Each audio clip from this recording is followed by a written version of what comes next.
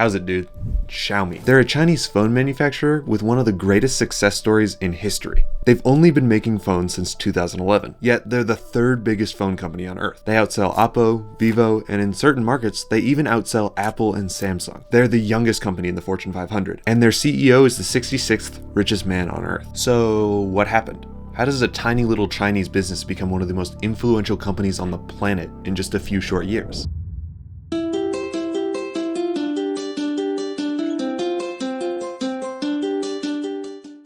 The brand was founded on April 6, 2010 by a group of 8 men in Beijing, China. The team consisted of former Motorola and Google employees, and they were led by Chinese entrepreneur and tech junkie Lei Jun. Although he doesn't like this comparison, he's been called the Steve Jobs of China, and he started the company from basically nothing. After getting a couple mil from investors, they quickly got to work building their own OS, built off of the new Android platform that was starting to get popular. The plan at the time was to revolutionize phone software, not to build their own phone.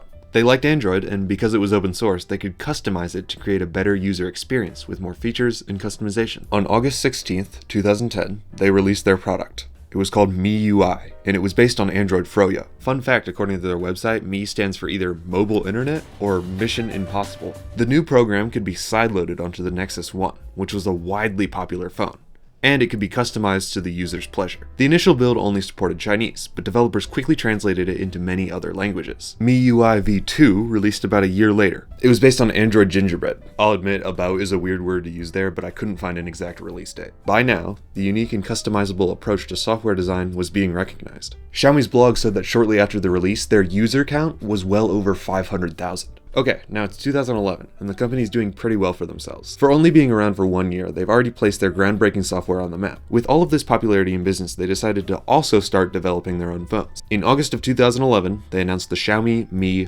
1. The phone had a lightning-quick processor for the time, plenty of RAM, a decent battery and screen, and of course, it was the first phone to ship with MIUI. It had a camera on both sides and a cheap yet sturdy plastic build. All of this, and the phone only cost about 2,000 yuan, or $275 US. That's about $380 in today's money. That's a competitive price for any phone, let alone a company's first phone. Just like in software, the Chinese company had come out of the gates swinging, and it paid off. It's quoted that in the first 34 hours, the phone received 300,000 pre-orders. Probably because of this unexpected demand, they didn't end up shipping until 2 months later, in October of 2011. Another year later, they released the Mi 1S. This is a similar naming strategy to what Apple was doing at the time, and Xiaomi was kind of copying their notes. But hey, they're not just gonna copy Apple, they added a little spice to it. Apple was famous for only releasing a few premium models every year, so Xiaomi did a few more than that. Give the consumers some options, they said. They added a new budget line called Redmi. Yes, even cheaper than the Mi line. And added a few other models to the Mi 2. The Mi 2S was the improved version, and the Mi 2A was the simplified version. Now these are some cool phones, especially since this is only the 3rd year of this company's devices. As you can imagine, the company started to blow up in popularity. The first batch of Mi 2s sold out in under 3 minutes. This popularity was partially due thanks to the monumental MIUI, but much more it was due to the insanely affordable prices. 2013 was also the first year that the company started shipping globally outside of China, starting with the UK and Australia. By now they had solidified their brand identity. They made competitively priced budget phones that were amazingly capable. They were a fun little company with a great personality, and they were known for almost exclusively selling their phones online. They were a community-focused brand, hosting events and making all sorts of videos with and for all of their fans. They were doing a lot of fun stuff that other companies weren't. There's a Mr. Who's the Boss video, I'll link it down below, you can check it out. Now formally established as the 3rd biggest e-commerce company in China, people began to compare Xiaomi's success to that of Apple's. You know, I really don't like answering the question of whether Xiaomi is China's Apple. I think that the core problem is people don't understand Xiaomi. The main difference is that it is the internet that has made Xiaomi. To put it simply, Xiaomi wasn't Apple. They were a phones and services business that was built entirely by the internet age. In 2013, they also hired a Google exec as their vice president, and by the next year, they had opened their first physical store. Nonetheless, they continued selling and marketing their online sales, as it was cheaper and easier to operate. They became famous in 2014 for changing their website to mi.com. A domain name that cost them $4 million. As a new company, they were jumping on the bandwagon of online shopping, and it was going really well. They also began to rapidly expand their in-person stores. but these were more of a show of brand recognition than an actual business venture. Their stores were styled a lot like Apple stores to give a premium feel to their not-so-premium devices. In 2014, they also expanded and placed their first international headquarters in Singapore, and they also expanded into Malaysia, the Philippines, and India. During this period, the company began to branch out into other markets as well. It started with the Mi Pad in 2014. This was the next logical step after Apple's success with the iPad. Then it was laptops, TVs, and personal electronics. Similar to other Asian tech companies like Samsung or LG, they quickly became known for making just about anything with a screen. Yeah, I feel like I brushed over that. They've made a lot of stuff, from t-shirts to speakers to chargers, but in 2022, they made a car. It's called the SU7, and yes, that is the CEO driving it. According to Wikipedia, they've delivered about 100,000 of these, but it's not available in the US. Okay, back to the video. And so, successfully established and growing very quickly, the company began its first golden age.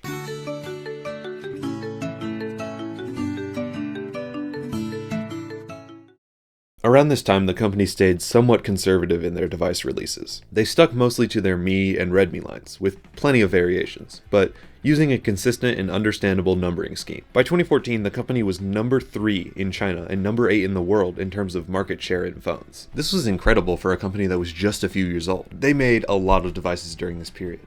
So please forgive me if I don't mention your favorite, but here are some of the big ones. First up, they released the Redmi Note, which was their first step into the phablet market. Taking tips from the Samsung Note line of the time, the Redmi Note offered a bigger screen and a faster processor than the Redmi line, at a price that was still under $200. Users noted the screen wasn't very good, but for the price, it was an excellent device. Lots of brands have growing pains, when the first device in a new line isn't very good, but Xiaomi didn't seem to have that problem. The Mi line also got a Note variation with the Mi Note and Mi Note Pro in 2015. The Redmi 2 came out that year as well, improving on a lot of the basic steps from the first. In 2016, they went all in. The Redmi 3 got 8 different variations, all with their own perks and features. While the Redmi had quickly become their most popular line, they also released the Mi 5 that year. But they weren't done yet. They also released the Redmi 4 line in 2016, complete with 4 variations with 3 more to come in early 2017. They also started the brand new Mi Max and Mi Mix lines in 2016. Whoa, I know. With all of these variations, that is a total of 18 phones in 2016, along with 1 tablet. This was certainly an uptick in production for the company. They had stopped using a regular yearly schedule for devices. They were just putting out phones as quickly as they could make them. Screw the yearly release schedule. They had 1 or 2 phones coming out every month. But throughout all of this, they kept their fun personality and their online marketing strategy. 2016 was the first year without major growth for the company. They only saw an increased revenue of 2 billion yuan. It was a bit of a slowdown for the company, but they had kind of shifted their strategy. They were trying to make a phone for everyone, and that meant there was a whole bunch of variations to their phones. While their new strategy didn't see a whole lot of success at first, they didn't know what was coming.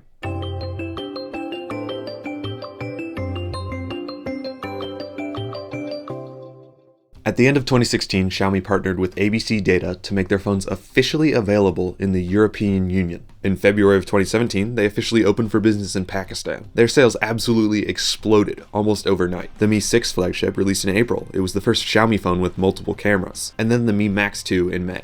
These 2 flagship phones helped boost the company back up to the competition. MIUI V9 released in August, based on the new Android 9.0 Pie, with their new Xiaomi Mi A1.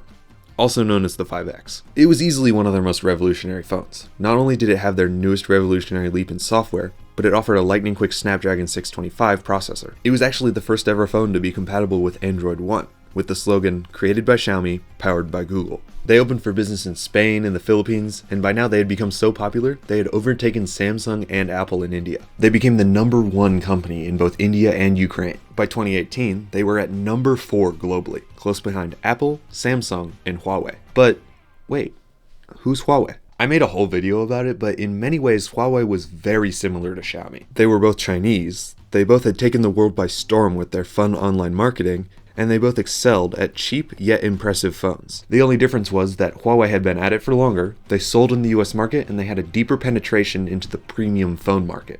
As such, it seemed like Huawei was always 1 step ahead of Xiaomi. Huawei had been in the top 3 since 2015, and they were growing just as quickly as Xiaomi was. While they had a better offering of premium phones, the general consensus is that Xiaomi was the most competitive in budget pricing. Keep this rivalry in mind as we go on. Xiaomi's Mi Max 3 sold well in 2018, as did the Mi 8 and Redmi 6 lines. The Pocophone F1 was launched too.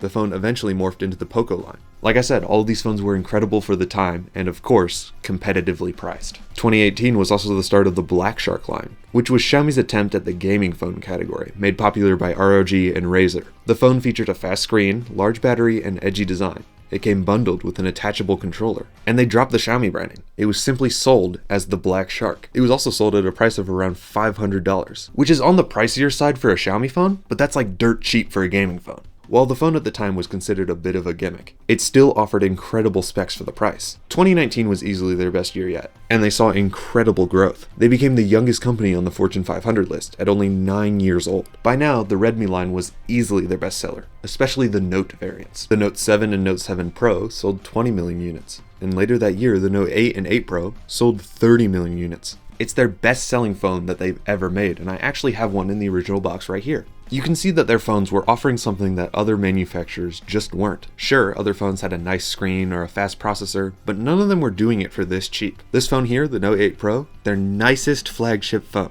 All the features, all the specs, everything they had, originally sold for $449. That's an absolute steal. In fact, in 2019, Redmi split from the rest of Xiaomi as its own brand, operating as a subsidiary. The Redmi phones by themselves have become their own brand in years since. That year, they also added new lines to the Redmis. The K line, starting with the Redmi K20, along with the Mi 9T this year. These were the Xiaomi phones that got the pop-up selfie cameras. This was a fad at the time and it passed pretty quickly. And who could forget the Mi Mix Alpha, an absolutely wild and viral phone concept with a wraparound screen. Sadly, this one never came out. 2019 was their best year yet. They of course kept going. 2020 saw another year of constant growth for the company. The Redmi Note 9 Pro was their best-selling phone of the year with 50 million units. The Mi Mix Fold was their first market version of a foldable phone. By now, Xiaomi was releasing so many cool budget phones that there's just too many to list. The Redmi line was going crazy, and the Mi line saw a whole bunch of models. Not to mention the Poco line, which was seeing a few models as well. And in 2020, they also broke off from Xiaomi to become their own company.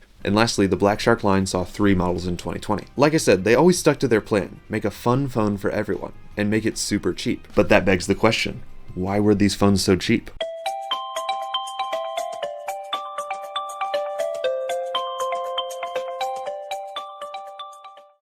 Xiaomi's business model was unique in comparison to other companies. They had basically razor-thin margins. They learned pretty quickly that they made more money when they sold phones online as opposed to in a physical store. Staffing and maintenance made it more expensive per phone to sell them in a physical store. Companies typically have much wider margins. They don't publish these numbers, but it's estimated that Apple's margins are anywhere from 48 to 55%. That means for every $1,000 you spend on one of their phones, it costs them about $667 to make. Xiaomi, unlike other companies, is very public about their profit margins. If you had to guess, what do you think they are? Well, their phones are priced competitively, so maybe 30%. If they're being super brave, how about 20? Nope, 5%. That means for every $100 you spend on one of their phones, they only make about 4. Now, this generally isn't seen as a smart business decision. Any mistakes or problems you come across will result in an immediate loss. But it was actually smart in a different way. No other company was doing this. This meant that Xiaomi's prices, like I mentioned before, were completely unmatched by any other company. Okay, let's say that Xiaomi and Apple make the same phone. It costs them $100 to make. Apple's phone costs $150 to buy, and Xiaomi's costs $105. Which one are you gonna buy? You get the point. Because they were able to undercut the competition like this, they sold more phones than any other manufacturer. In their ads, they called this practice honest pricing, which is actually kind of funny. Of course, selling the most phones doesn't make you number one. Because their phones were cheaper, they still saw less profits than Apple, Samsung, and Huawei. You may have noticed I didn't say anything about the United States yet.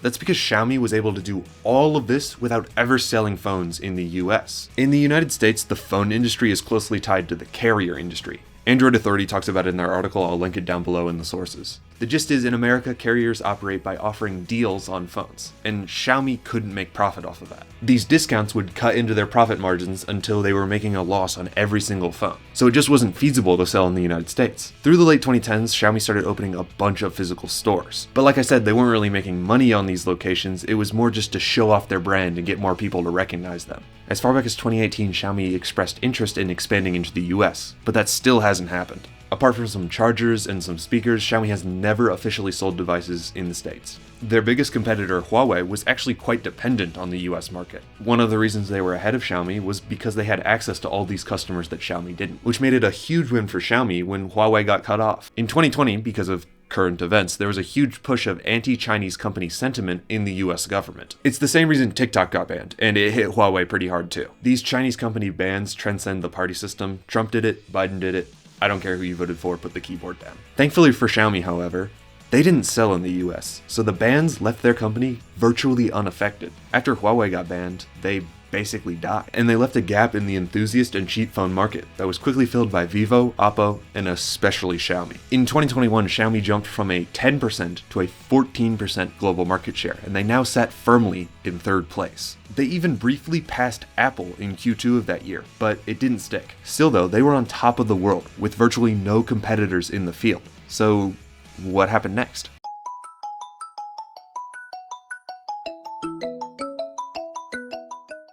Yeah, Xiaomi made their last Mi phone in 2021. The Mi 11X Pro was the last one.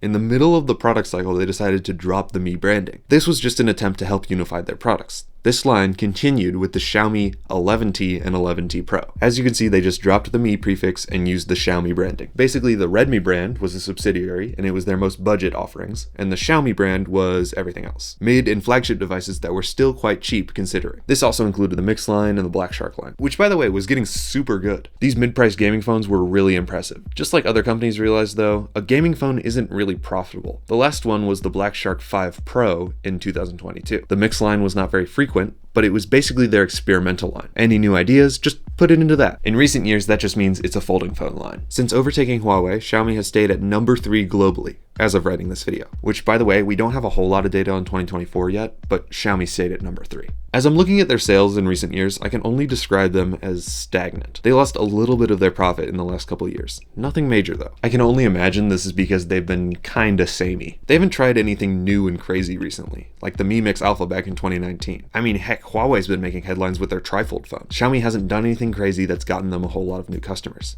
Okay, that's not entirely true. They did do one thing. It was the Xiaomi 12S Ultra concept phone. It had a detachable lens in partnership with Leica. Okay, cool, bye. That being said, they haven't done anything wrong either. The company still sits firmly at number 3, despite partial losses. And they're still at it, releasing a load of well-priced products. I mean, we're 1 month into the year and they've already released 8 phones. Never change, Xiaomi. Since day one, they've provided budget and mid-range phones with industry-leading specs and innovation, all while keeping an unprecedented and bold strategy to marketing and pricing. Because of that, they were able to climb to number 3 in just a few short years. Big thanks to all my members listed right there on the screen. You can check me out on Instagram at owencook.mp4. I have more videos just like this one. And party on, dudes.